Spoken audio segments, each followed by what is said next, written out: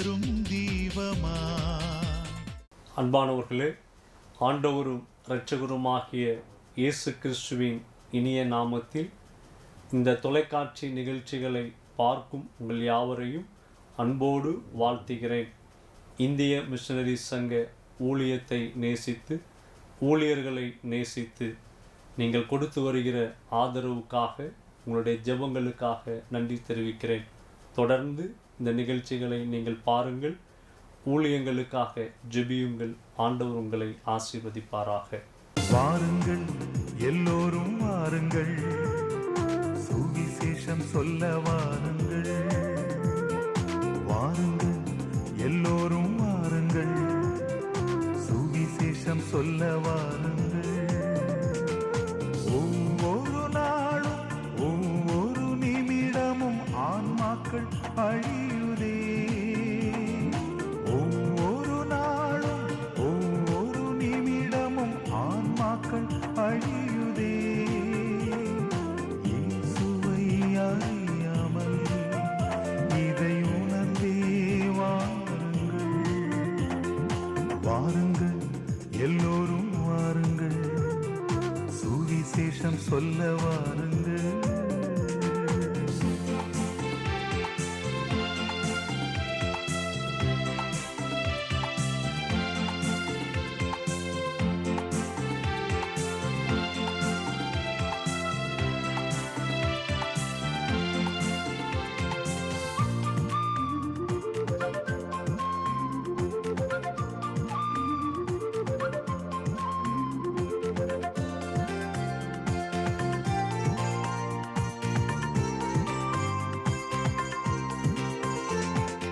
ஜபித்திடும் உள்ளங்களே வாருங்கள், ஏராளமாய் கண்ணீரை தாருங்கள்.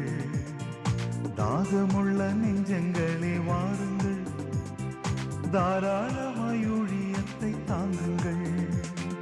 சுவிசேஷம் நம் தேசம், சுவிசேஷம் நம் சுவாசம். சுவிசேஷம் நம் தேசம், சுவிசேஷம் நம் சுவாசம். வாருங்கள் எல்லோரும் வாருங்கள், சுவிசேஷம் சொல்ல வாருங்கள்.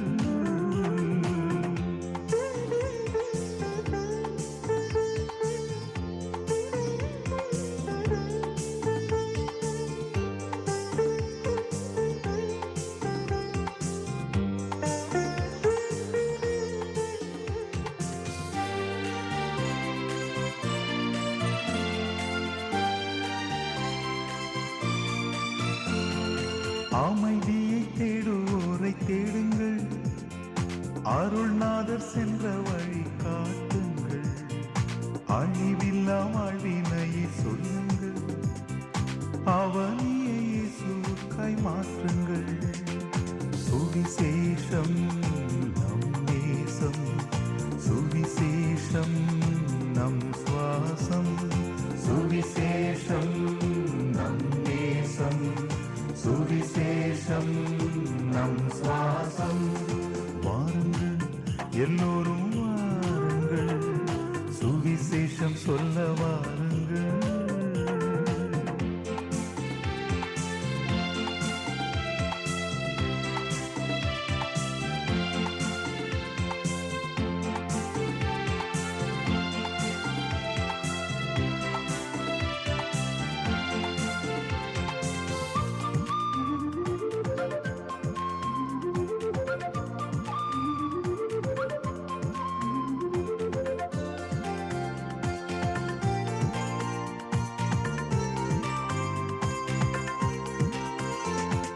சுவிசேஷம் சொல்வது நம் கடமை, இயேசுவை நாம் சுமப்பது இனிமை. பொறுமையாய் ஓடுவது பெருமை, மறுமையில் வருவது மகிமை. சுவிசேஷம் நம் நேசம், சுவிசேஷம் நம் சுவாசம். சுவிசேஷம் நம் நேசம், சுவிசேஷம் நம் சுவாசம். வாருங்கள் எல்லோரும் வாருங்கள், சுவிசேஷம் சுவிசேஷம் சொல்ல வாருங்கள். ஒவ்வொரு நாளும் ஒவ்வொரு நிமிடமும் ஆன்மாக்கள் அழியுதே. இயேசுவை அறியாமல் இதை உணர்ந்தே வாருங்கள். வாருங்கள் எல்லோரும் வாருங்கள், சுவிசேஷம் சொல்ல வாருங்கள். வாருங்கள் எல்லோரும் வாருங்கள், சுவிசேஷம் சொல்ல வாருங்கள். இந்திய மிஷனரி சங்கம் வெள்ளாளன் வழியில் பிறந்த பேராயர் வேதநாயகம் சாமுவேல் அசரியா அவர்களால் 1903 ஆண்டு பிப்ரவரி மாதம் 12ஆம் நாள் ஆரம்பிக்கப்பட்டது. இந்திய தேசத்தின் 26 மாநிலங்களிலும் 2 யூனியன் பிரதேசங்களிலும் நாம் சுவிசேஷ பணியினை நிறைவேற்றி வருகிறோம். இந்திய மிஷனரி சங்கத்தில் 1204 பேர் மிஷனரிகளாகவும் 445 பேர் உதவியாளர்களாக பள்ளி, விடுதி மற்றும் சமுதாய பணிகளிலும் 172 பேர் அலுவலகம் மற்றும் அபிவிருத்தி பணிகளிலும் ஈடுபட்டு வருகின்றனர். இந்திய தேசத்தின் 284 மாவட்டங்களில் உள்ள 56,650 கிராமங்களை நாம் சுவிசேஷத்தால் சந்தித்து வருகிறோம். ஆண்டவரை ஏற்றுக்கொண்ட முதல் தலைமுறை விசுவாசிகள் 452 இடங்களில் ஆலயங்களிலும் 11,063 இடங்களில் வீடுகளிலும் திறந்த வெளிகளிலும் கூடி தேவனை ஆராதித்து வருகின்றனர். கோயா மொழியில் ஒடியா எழுத்துக்களை கொண்டு வேதாகமத்தை மொழிபெயர்த்து வருகிறோம். புதிய ஏற்பாட்டுடன் சங்கீதம் மற்றும் நீதிமொழிகள் கோயா மொழியில் உள்ள 2 பேச்சு வழக்குகளிலும் மொழிபெயர்க்கப்பட்டு எழுத்து மற்றும் ஆடியோ வடிவில் வெளியிடப்பட்டுள்ளது.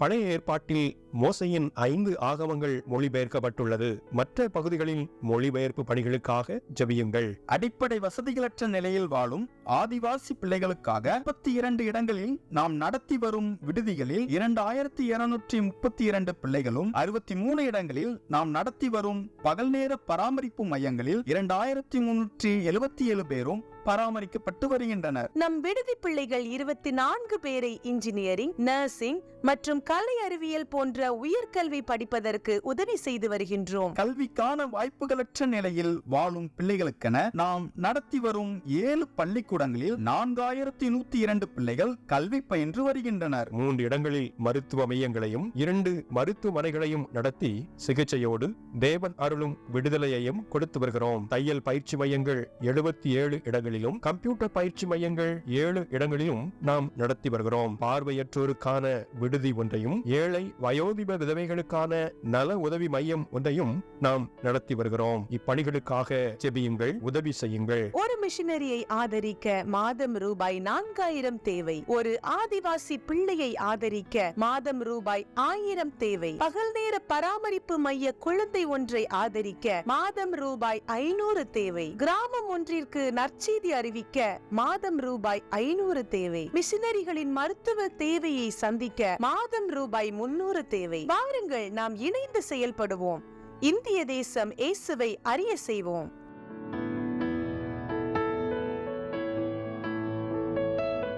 இந்திய மிஷனரி சங்கமே, உன்னை நேசித்திருப்போர் சுகித்திருப்பாரே.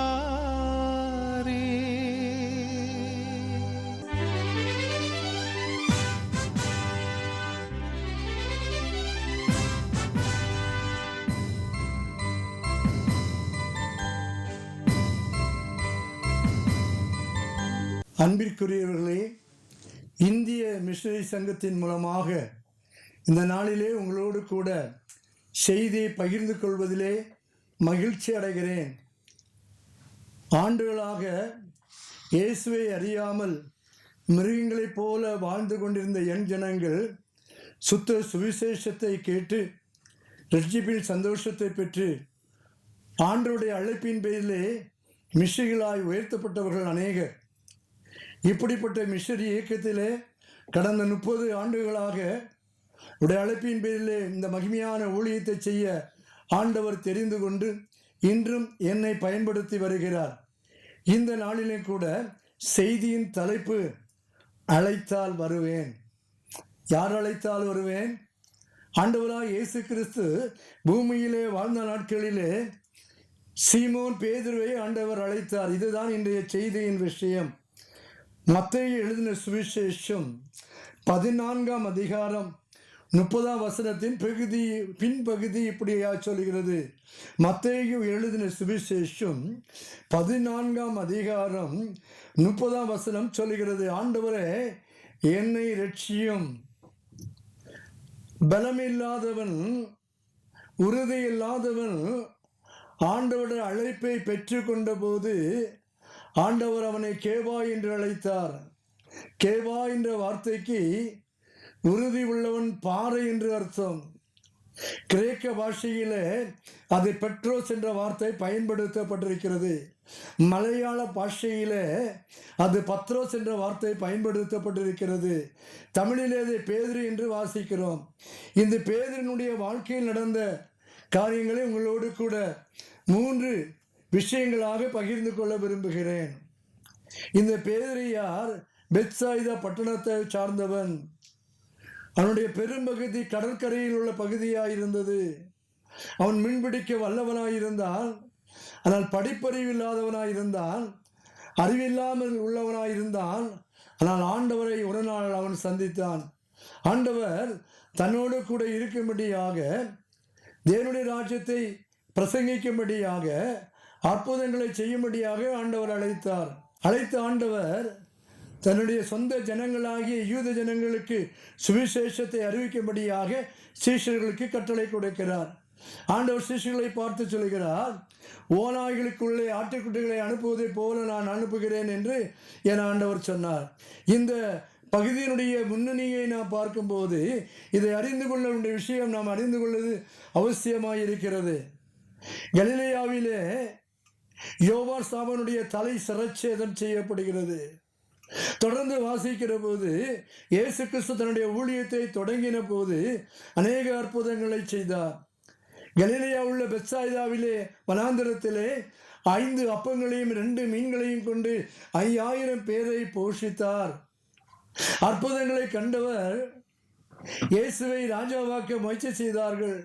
சீஷர்கள் ஒருவன் ஒரு ஒலிவ இலையை எடுத்துக்கொண்டு அது கிரீடமாக வைத்து இயேசுவின் தலையிலே சூட்ட ஓடி வந்தபோது ஆண்டவர் அங்கே விலகி போனார் என்று சொல்லி வாசிக்கிறோம். அருமையான தேவ பிள்ளையே, நம்முடைய ஆண்டவர் எப்படிப்பட்டவர்? இந்த பூமியிலே ராஜாவாக அல்ல வந்தது, நம்மை ஆளும்படியாக என் ஆண்டவர் வந்தார். அவர் விலகி போனார் என்று சொல்லி வாசிக்கிறோம். உடனடியாக ஆண்டவர் எங்க மத்தேயு சுவிசேஷம் 14ஆம் அதிகாரத்தில் இதையெல்லாம் வாசிக்கிறோம். அற்புதங்களை செய்த ஆண்டவர் தன்னை ராஜாவாக முயற்சி செய்தார் என்று அறிந்து கொண்டு அவர் வேகமாக சீஷர்களை அழைத்து அக்கறைக்கு போகும்படியாக அவர் அவசரப்படுத்தினார் என்று சொல்லி வாசிக்கிறோம். ஏன் அக்கறைக்கு போக சொன்னார்? ஒருவேளை இயேசு கிறிஸ்து ராஜாவாக விட்டால் அவர்களே யாராவது ராஜாவாய் விடுவார்களோ என்று ஏக்கம். என் ஆண்டவர் அவரையோ அவரோடு கூட சேர்ந்து சீஷர்களை ராஜாவாக்க முயற்சி செய்யவில்லை. அக்கறைக்கு போகும்படியாய் படகிலே ஆண்டவர் அனுப்பிவிட்டு மலையின் மேல் ஏறி நின்று இந்த சீஷர்களுக்காக ஜெபிக்கிறார். இந்த சீஷர்கள் இயேசு இல்லாத படகிலே பயணம் செய்கிறார்கள். பயணம் செய்கிற போது நடந்த காரியம் என்ன தெரியுமா? அது காற்றடித்த போது அவர்கள் பயந்தார்கள் என்று சொல்லி வாசிக்கிறோம். பயந்த சூழ்நிலையிலே இந்த படகு அமிழ்ந்து போகிற வேளையிலே சீஷர்கள் அழிந்து போவார்களே என்று சொல்லி என் ஆண்டவர் அந்த சீஷர்களை தேடி வந்தார். கடலின் மேல் நடந்து வந்தார். இந்த சம்பவம் இந்த மத்தேயு சுவிசேஷம் 14ஆம் அதிகாரத்திலே நாம் வாசிக்கிற போது அது 4ஆம் ஜாமத்திலே நடந்த சம்பவம் என்று சொல்லி வாசிக்கிறோம். அருமையான தேவப்பிள்ளையே, நீ கலங்குகின்ற போது, நீ வியாதிப்படுகிற போது, நீ எல்லாம் நஷ்டமானது என்று நினைக்கிற போது என் ஆண்டவர் உன்னை தேடி வருகிறார். ஆண்டவர் சொல்கிறார், நான் தான், திறன்கள், பயப்படாதீர்கள் என்று ஆண்டவர் சொன்னார். அருமையானவர்களே, உன்னுடைய சூழ்நிலை என்ன என்று எனக்கு தெரியாது. அது ஒன்றின் தெரியும், சூழ்நிலைகளை சாதகமாக்குற ஆண்டவர் உண்டு.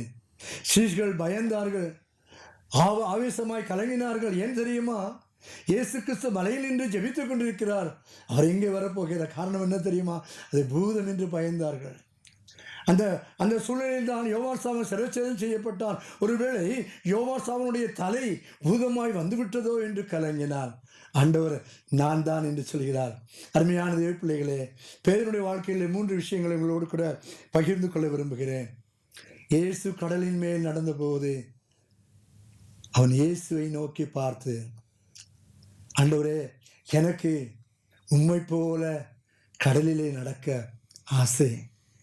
ஒன்று ஆசை உள்ளவனாயிருந்தான். அருமையான தேவ பிள்ளையே, உன்னுடைய ஆசை எதுவாக இருக்கிறது?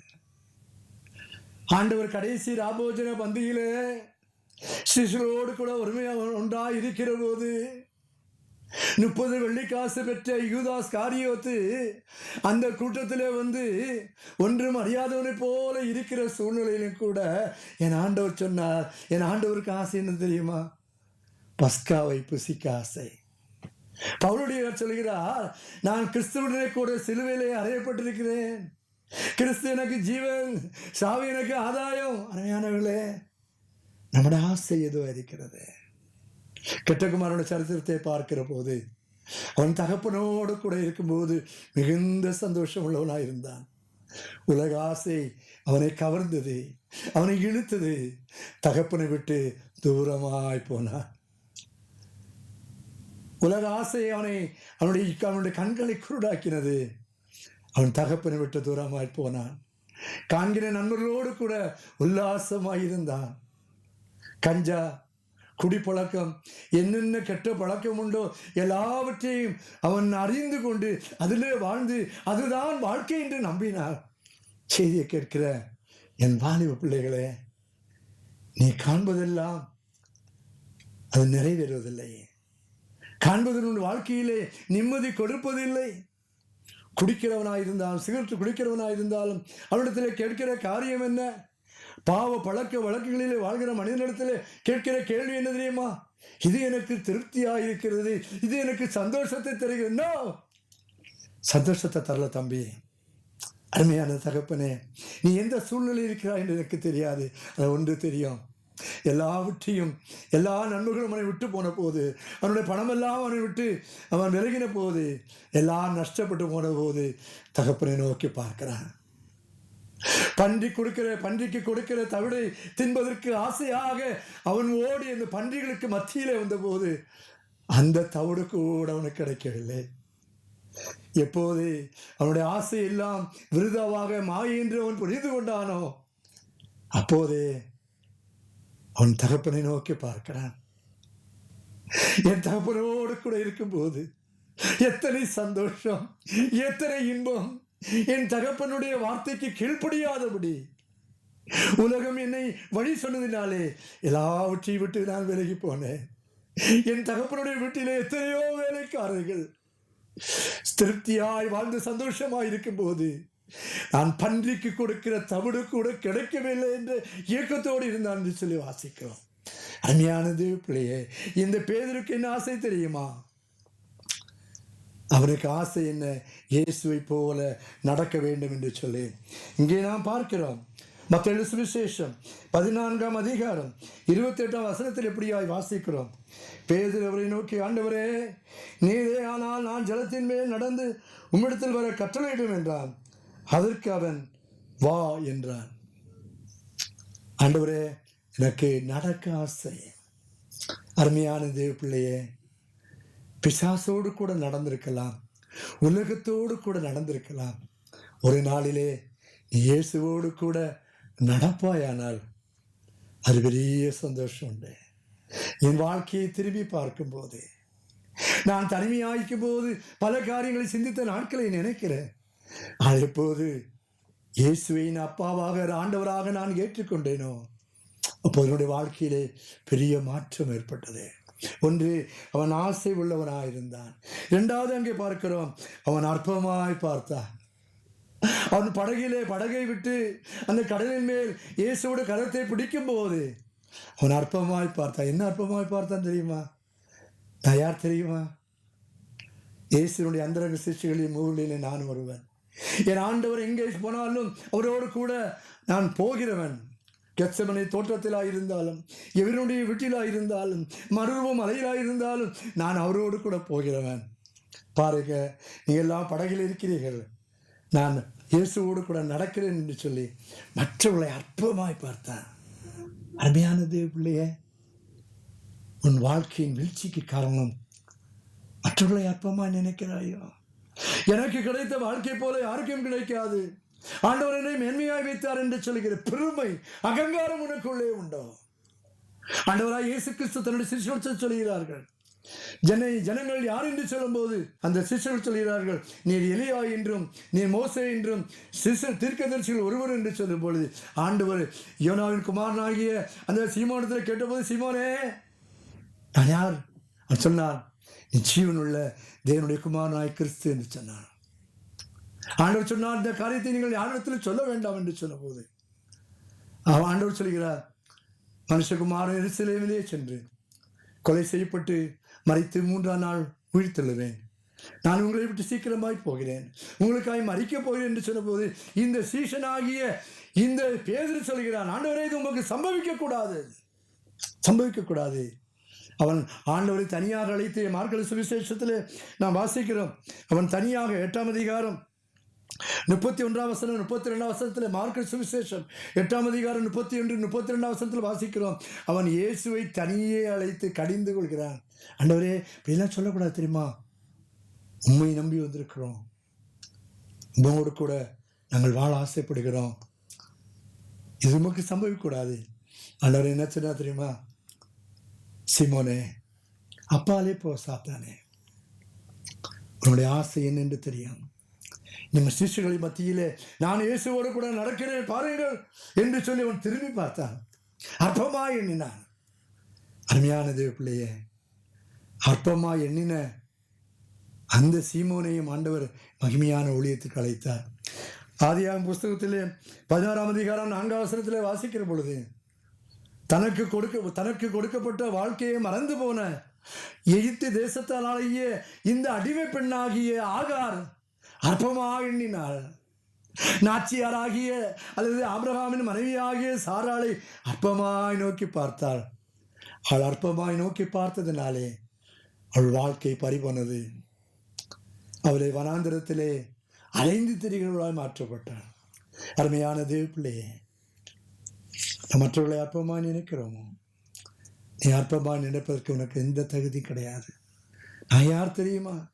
நான் நினைத்தால் இது வேண்டுமானாலும் சாதிக்கலாம். உன்னால் ஒன்றுமே செய்ய முடியாது. எனக்கு பணம் இருக்கிறது, பதவி இருக்கிறது, அதிகாரம் உண்டு, ஞானம் உண்டு, நான் ஆண்டவரோடு கூட நடக்கிறேன் என்று பெருமை இருக்கலாம். ஆண்டவர் சொல்கிறார், என்ன இல்லாமல் உங்களால் ஒன்றும் செய்ய முடியாது. அருமையானவர்களே, என் ஆண்டவர் இல்லாமல் உங்களால் ஒன்றுமே செய்ய முடியாது. உண்மைதானா? வாழ்க்கையிலே அவன் இந்த கடலின் மேல் நடக்கிற போது, கொடுங்காற்று அடித்த போது அவன் ஆண்டவரை நோக்கி பார்க்கிறான். ஆண்டவரே எனக்கு உதவி செய்யும். ஒன்று, அவன் இங்கே பார்க்கலாம், ஆசை உள்ளவனாக இருந்தான். இரண்டாவது, மற்ற சிஷ்யர்களை பார்த்து, எனக்கு கிடைத்த வாழ்க்கை போல உனக்கு இல்லை, நான் இயேசுவோடு கூட நடக்கிறேன் என்று சொல்லி அற்பமாக எண்ணினான். மூன்றாவது அங்கே பார்க்கிறோம், அவன் ஆசை உள்ளவனாயிருந்தான், அவன் அழைக்கப்பட்டவனாயிருந்தான். ஆண்டவரே எனக்கு உதவி செய்ய. கனானிய ஸ்திரீ தன்னுடைய மகளுக்கு அசுத்த ஆவி பிடித்ததினாலே இரும்பு சங்கிலியினால் கெட்டப்பட்டு அறைக்குள்ளே வைத்துக் கொண்டு அவள் ஓடி வந்து சொல்கிறாள், தாவீது வாழ்ந்த எனக்கு உதவி செய்ய யாருமே இல்லை. அழைத்தார். என் ஆண்டவர் அந்த அழைப்பின் சத்தத்தை கேட்டார். அருமையான தேவ பிள்ளையே, நீ எந்த சூழ்நிலையில் ஆண்டவரை அழைக்கிறாய் என்று தெரியாது. ஒருவேளை வாழ்க்கையிலே நீ நினைத்ததெல்லாம் மாறி போயிருக்கலாம், ஒருவேளை நீ விழுந்து போயிருக்கலாம், உன்னுடைய சூழ்நிலைகள் எல்லாம் எதிர்மறையாய் போயிருக்கலாம். அது உன்னை நேசிக்கிற ஆண்டவர் உண்டு, உன்னை அழைக்கிறார். சூழ்நிலைகளை சாதகமாக்கிற ஒரு இயேசு இந்த வேளையில் உங்களோடு கூட பேசுகிறார். அவருடைய சத்தத்தை கேட்க நீ ஆசையோடு இருக்கிறாயா? அழைக்கிற ஆண்டவர். சூழ்நிலைகள் எதுவாக இருக்கட்டும், யாரும் புரிந்து கொள்ளவில்லை என்ற நிலையா இருக்கலாம், என்னை புரிந்து கொள்கிற ஆண்டவர் உண்டு. பர்திமாய்ங்கிற குருனை குறித்து வேதத்தில் வாசிக்கிற போது இதைத்தான் நான் புரிந்து கொள்ள முடியும். அந்த கூட்டத்தின் மத்தியில் அவன் ஆண்டவரே தாவீதுமானே என்று சொல்லி கதறுகிறான். சத்தம் கேட்கப்படவில்லை, அதிகமாய் சத்தம் போடுகிறான், அதிகமாய் கூப்பிடுகிறான். சத்தத்தை கேட்கலையே, சிசுகள் எல்லாம் அவனை அடித்து அமர்த்தினார்கள். குருட்டு பேரை பேசாமல் இரு என்று சொன்னார். அருமையான தேவ பிள்ளையே, அவன் சத்தத்தை இயேசு கேட்டார். சீஷர்கள், இந்த சீஷர்கள் அவனை சத்தம் போடக்கூடாது என்று சொல்லி அமர்த்தினார்களோ, தடை செய்தார்களோ, அதே சீஷர்கள் அந்த குருடனை பார்த்து இயேசுனை அழைக்கிறார், இயேசுனை அழைக்கிறார் என்று சொல்லி அவன் இயேசுவிடத்திலே கொண்டு போகிறான். இயேசுவனை அழைக்கிறார். அருமையான தேவ பிள்ளையே, அழைக்கிற ஆண்டவர் சத்தத்தை கேட்க மனதுண்டோ?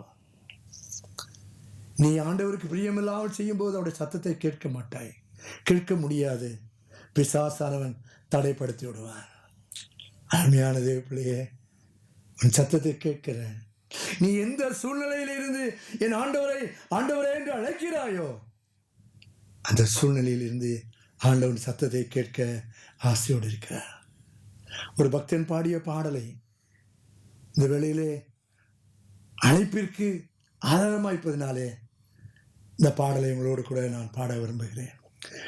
அழைப்பின் குரல் கேட்டேன், என் ஆண்டவர் என உணர்ந்தே.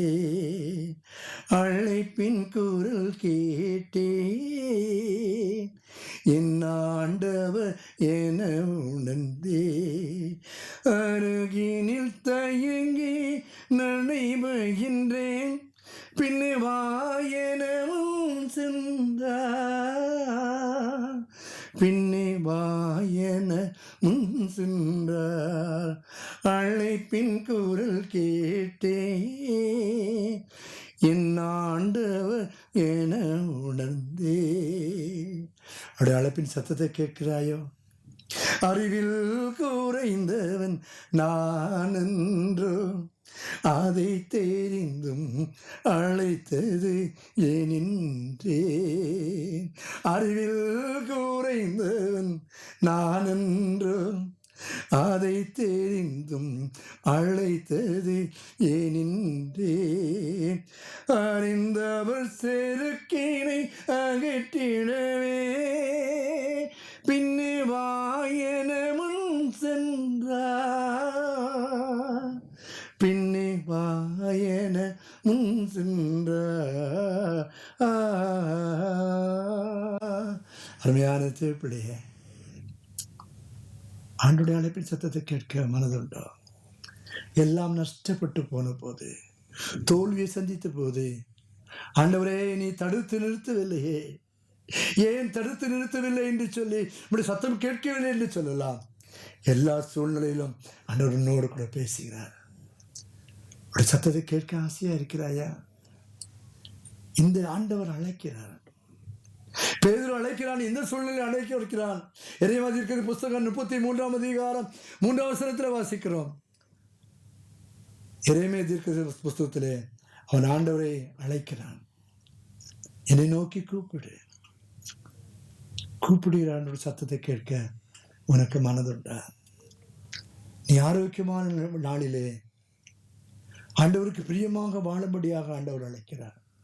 வாலிபனே, எந்த நிலையில் இருக்கிறாய் என்று தெரியாது. இந்த உலக கவர்ச்சி உன்னை இழுத்து போட்டது. உன் பெற்றோருடைய வார்த்தை கீழ்ப்படியவில்லை, மனசு இல்லை. பெற்றோர்களுடன் அதிகமாக நேசிக்கிறார்கள். அந்த பெற்றோருடைய பாசத்தை உணர்ந்து கொள்ள உனக்கு மனதுண்டோ? எப்போது நீ ஆண்டவராக ஏற்றுக்கொள்கிறாயோ அப்போது உன் அப்பா யார் என்று தெரியும். உன்னை பெற்று வளர்த்தி ஆளாக்கின உன் தகப்பன், உன் தாய் நல்லவர்கள், அன்பானவர்கள். அந்த அழைப்பின் சத்தத்தை நாம் கேட்கும்போது பேருடைய வாழ்க்கையிலே நாம் பார்க்கிறபடியாக அவன் ஆசை உள்ளவனாயிருந்தான். ஆண்டவரோடு கூட நடக்க ஆசை உள்ளவனாயிருந்தான். தன்னோடு சீஷர்களை பார்த்து அவன் அப்பமா எண்ணினான். மூன்றாவது, அந்த ராஜாவின் சத்தத்தை கீழ்ப்படிந்ததினாலே இந்த உலகம் அளவும் ஏற்றுக்கொள்கின்ற விதத்திலே ஒரு தேவ மனிதனாக உயர்த்தப்பட்டான். உன்னுடைய வாழ்க்கையிலும் கூட நீ பேதுருவை போல இருக்கலாம். பழைய மனிதன் சீமோனாய் இருக்கலாம். பேதுருவாய் உயர்த்தப்பட்டான். ஆண்டவரை நேசிக்கிறார். அவருடைய சத்தத்தை கேட்டார். தேவன் தாமே நம்மை ஆசீர்வதிப்பாராக. நன்றி. அன்பானவர்களே, இதுவரை நீங்கள் பார்த்த இந்த நிகழ்ச்சி உங்களுக்கு ஆசீர்வாதமாக இருந்திருக்கும் என்று கர்த்தருக்குள் நம்புகிறோம். தொடர்ந்து வரும் நாட்களிலும் இந்த நிகழ்ச்சிகளை நீங்கள் தவறாது பாருங்கள். இந்திய மிஷனரி சங்க ஊழியர்களுக்காக தொடர்ந்து ஜெபியுங்கள். ஊழியங்களோடு உங்களுடைய ஆதரவு கரங்களை இணைத்துக் கொள்ளுங்கள். ஆண்டவர் உங்களை ஆசீர்வதிப்பாராக. இந்திய மிஷனரி சங்கமே உன்னை நேசித்திருப்போர் சுகித்திருப்பார்.